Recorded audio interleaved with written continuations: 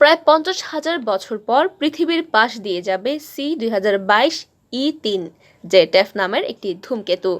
আগামী 1 ফেব্রুয়ারি পৃথিবী ও সূর্যকে অতিক্রম করবে এই বিরল ধূমকেতুটি। বিশেষজ্ঞরা বলছেন, যদি আকাশ পরিষ্কার থাকে এবং চাঁদের আলো বেশি আলোকিত না হয়, তাহলে খালি চোখে দেখা যাবে এই ধূমকেতু। খবর আল জাজিরার।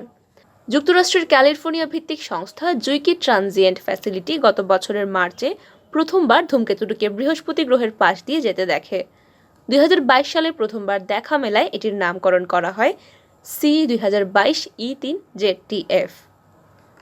জ্যোতির্বিজ্ঞানী নিকোলাস বিভার জানিয়েছেন, ধূমকেতুটি ময়লা, এমিট ও সবুজ রঙের আভা দিয়ে তৈরি। ধারণা করা হচ্ছে এই ধূমকেতুটি এসেছে অর্ট মেঘ থেকে। এটি সৌরজগতের রহস্যময় বরফীয় বস্তুর কাছে অবস্থিত। সর্বশেষ ধূমকেতুটি যখন পৃথিবীর কাছে এসেছিল, তখন পৃথিবী ছিল পুরাতন প্রস্তর যুগে।